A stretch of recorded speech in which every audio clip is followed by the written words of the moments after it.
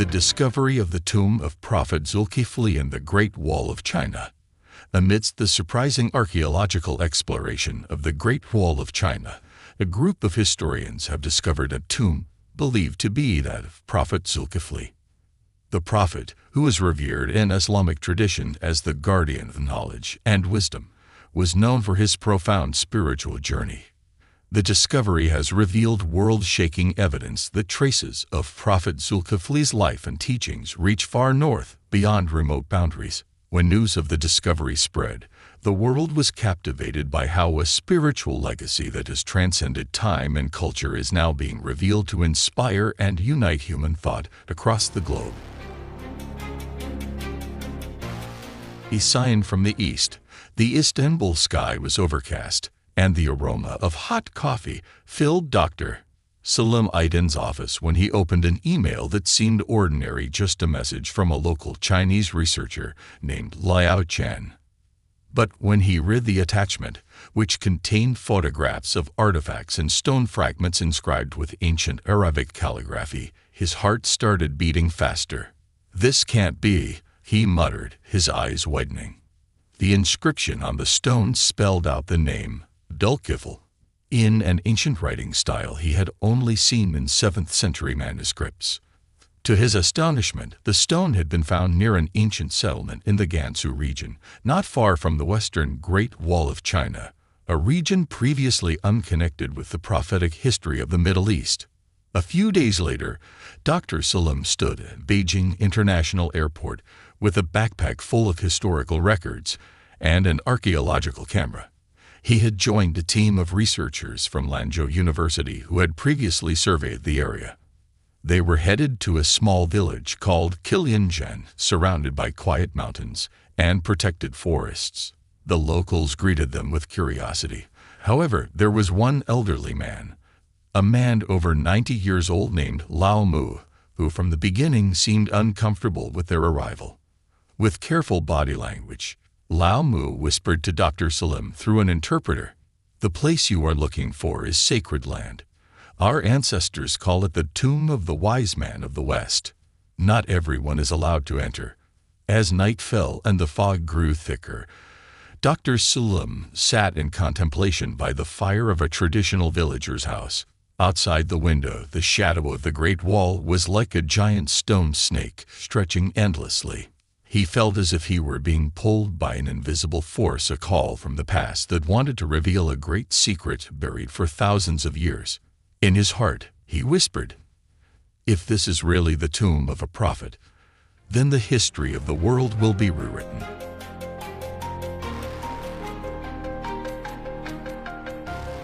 Buried mystery. Dawn greeted the village of Qilianzhen with a bitter cold. Mist still gathered in the mountains when Dr. Salim and his small team, 2 Chinese archaeologists, a translator, and a local guide began their journey to a place called the Hill of the Sleeping Saint. It was located on a remote slope that had long been considered an annoyance to the villagers. After a 3-hour trek through rocky roads and dense pine forests, they arrived at a quiet hill. There, hidden behind bushes and large rocks, was the mouth of a cave that was barely visible from a distance. The smell of wet earth and heavy air greeted their steps.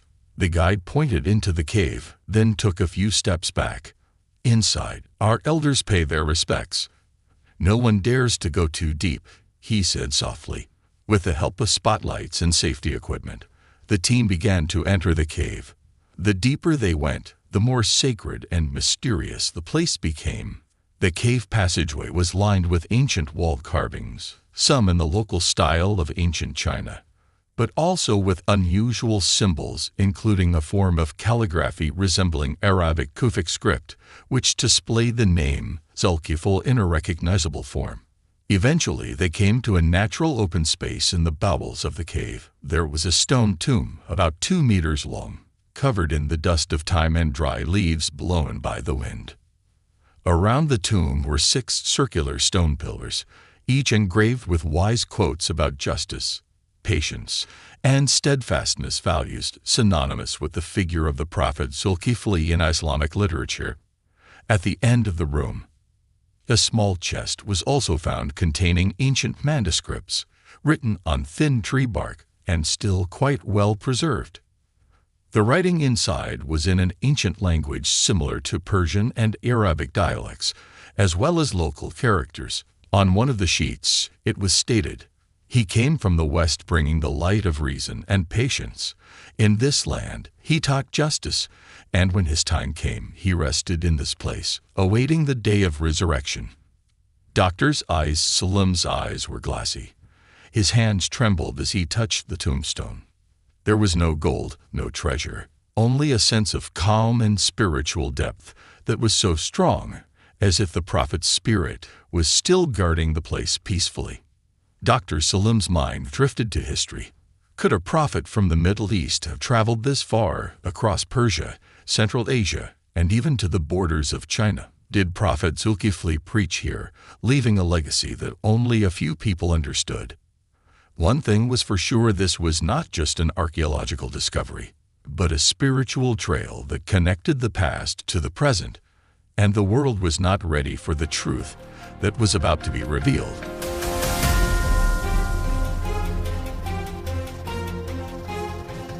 The Islamic and international world shocked. A few days after the discovery of the sacred cave, news of the discovery of a tomb that was strongly suspected to belong to the Prophet Zulkif began to spread. Initially, it was only reported by local media in Gansu province in Mandarin. But a Muslim journalist from Malaysia, who was researching the history of the Silk Road, accidentally read the article and translated it. Within 48 hours, the news went viral in the Islamic world. Major media such as Al Jazeera, Middle East Eye, and Anadolu Agency began interviewing Dr. Salim Aydin and his team. The headlines appeared: Prophet Zulkifli's tomb found in China, archaeological discovery of the century, traces of prophethood penetrate East Asia. China becomes host to traces of Islamic history. Suddenly, the Islamic world was divided.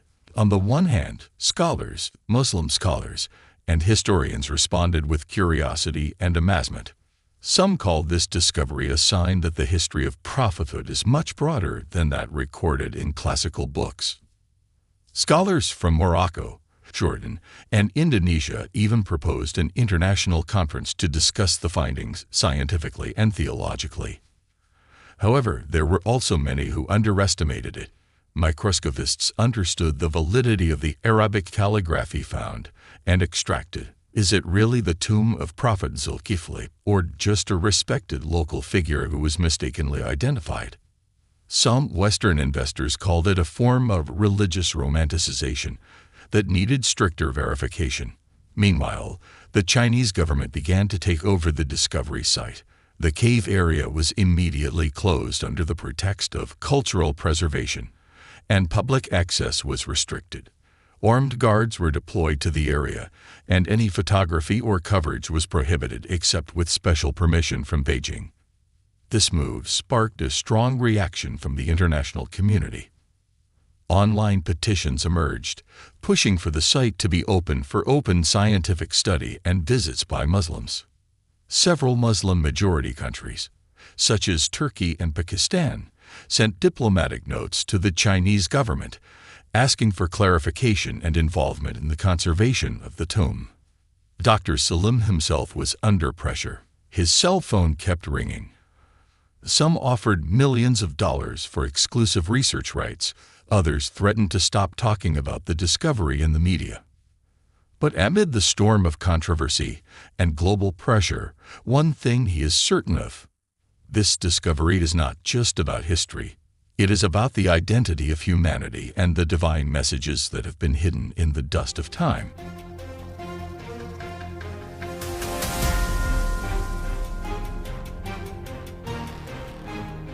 Message from the Silent Tomb. Weeks after the tomb was closed by Chinese authorities, Dr. Salim returned to Istanbul with a heavy heart. But tucked away in his parents' leather bag were digital copies and photographs of a manuscript found beside the tomb, a manuscript that may be the most precious legacy of the Prophet Zulkif. For days, he had locked himself in his research room at Istanbul University, translating word for word the text, written in a mixture of ancient Arabic, Eastern Persian, and rare local Gansu symbols. With the help of a team of linguists and a brotherhood, the meaning of the writing was finally revealed. Its message was not merely a historical guide, but a timeless piece of advice. On one of the last pages it read, "O people, wherever you are, justice is not limited by kingdoms, and patience is not the property of one nation. If you seek the truth, you will find me, not in my body, but in the message I have left behind. At the end of the world, I rest not to be remembered, but so that you may think again. As Zulkif, servant of Allah." The words resonated strongly in the hearts of all who read them, not only because they came from a prophet, but because the universal values he taught, justice, patience, and moral integrity, are the answer to the world's current humanitarian crisis. Dr. Zulkif then decided to publish his findings freely, rejecting all exclusive offers from major media outlets and international corporations. He boldly uploaded the manuscript, allowing anyone to read it. Soon after, a new spiritual movement was born in various countries. Young people began to form communities under the name Zulkif Society, a network of interfaith youth who carried the universal moral values of the message, without political overtones, without imposing religion. In Western countries, historical researchers began to reopen discussions about the traces of the prophets outside the Middle East. In the Islamic world itself, discussions about the journeys of the prophets were discussed in a more open and multidisciplinary manner. Although the tomb remained hidden, its message was no longer confined to a silent cave. At the end of this journey, Dr. Zulkif stood on the shore of the Bosphorus, looking eastward.